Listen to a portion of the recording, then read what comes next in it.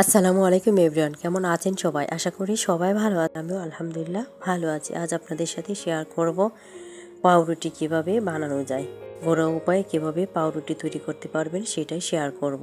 তো পাউরুটি তৈরি করার জন্য এখানে আমি ময়দা নিয়ে নিয়েছি 1.5 কাপ, দিয়ে দিলাম সামান্য লবণ, আর এখন অ্যাড করে দিচ্ছি এখানে গোয়ামুড়ি। চাইলে গোয়ামুড়িটা আপনারা স্কিপ করতে পারেন, এটা আমি একটু ফ্লেভারের জন্য অ্যাড করেছি।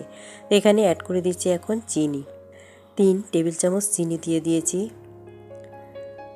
এখন অ্যাড করে দিচ্ছি এখানে 2 টেবিল চামচ রান্নার তেল।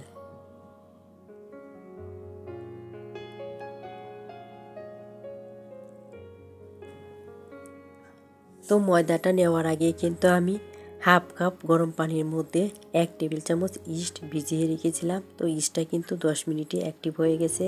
তো একটু আপনাদের দেখিয়ে দিলাম ইস্টটা কেমন অ্যাক্টিভ হয়েছে। তো এই ইস্টটাই কিন্তু আমি এখানে পরবর্তীতে ব্যবহার করব।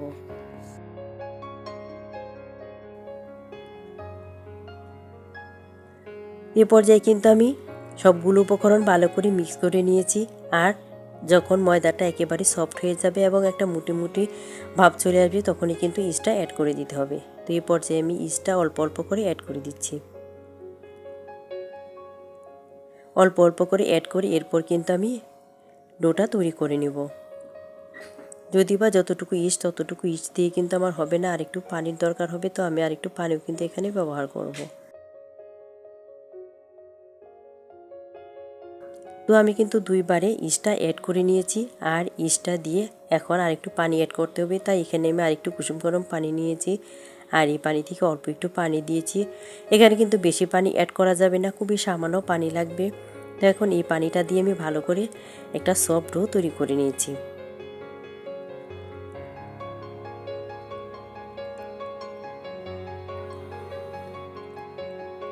এখন একটা র্যাপিং পেপার দিয়ে আমি এটাকে র্যাপ করে রেখে দেবো 1 ঘন্টার জন্য। যদিও বা এখন অনেক গরম, 1 ঘন্টা রাখতে হবে না, 30 মিনিট রাখলে দেখবেন যে এটা ফুলে একেবারে টইটম্বুর হয়ে যাবে।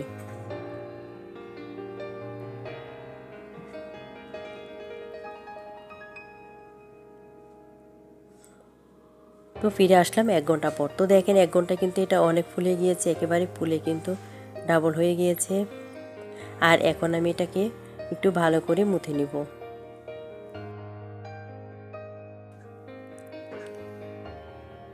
তো আমি র্যাপিং পেপারটা খুলে নিচ্ছি, আর দেখেন এটা কেমন হয়ে গেছে, অনেক বেশি কিন্তু ফুলে উঠেছে। তো এখন আমি হাতে একটু ময়দা লাগিয়ে নিব, যাতে করে হাতে উঠে না আসে। তো হাতে একটু ময়দা লাগিয়ে নিলে কিন্তু ডোটা তৈরি করতে অনেক বেশি সুবিধা হয়।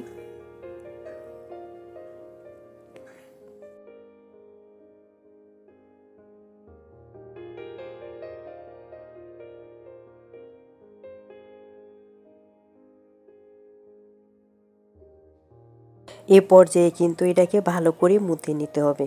তো আমি আরেকটু কিন্তু ময়দা ছড়িয়ে নিয়েছি, আর এই ময়দাটাতে এখন আমি ভালো করে এটাকে মুথে নিব।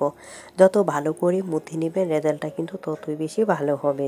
তো আমি এটাকে 5-7 মিনিটের মতো মুথে নিয়েছি, আর একটা শেপ দিয়ে নিয়েছি। পাউরুটিটা যতটুকু বড় করে তৈরি করবেন সেই পরিমাণ অনুযায়ী একটা সাইজ তৈরি করে নেবেন। এরপর যে মোলটাতে বসাবেন সেই মোলটাতে বসিয়ে দিলে কিন্তু আপনার হয়ে যাবে। তো যে মোলটাতে আমি বসাবো সেটাতে একটু তেল নিয়ে নিয়েছি, আর তেলটা একটু হাতে আমি পুরো বড়িটাতে লাগিয়ে দিব। সহজে উঠিয়ে নেওয়ার জন্য আমি একটু তেল ব্রাশ করে নিয়েছি। চাইলে কিন্তু আপনারা এখানে যে কোনো বেকিং পেপার দিয়েও কিন্তু এরপর যে ডোটা তৈরি করে রেখেছেন সেটা কিন্তু দিয়ে দিতে পারেন। তো তেলটা না দিলে কিন্তু আবার উঠতে চাইবে না, তা অবশ্যই তেলটা দিতে চেষ্টা করবেন।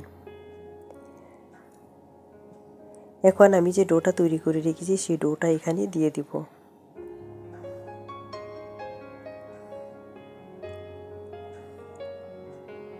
আমি কিন্তু এটা পারফেক্টভাবে বসিয়ে দিয়েছি, আর এখন আমি এটা আবারও কিছুক্ষণ সময়ের জন্য রেখে দিব। তো এইভাবে যদি আপনি 15 থেকে 20 মিনিট রেখে দেন, তাহলেই দেখবেন যে একেবারে ব্রেডের একটা শেপ চলে আসবে। তা আমি দেখেন 20 মিনিট পর চলে আসলাম, আর এটার কী অবস্থা।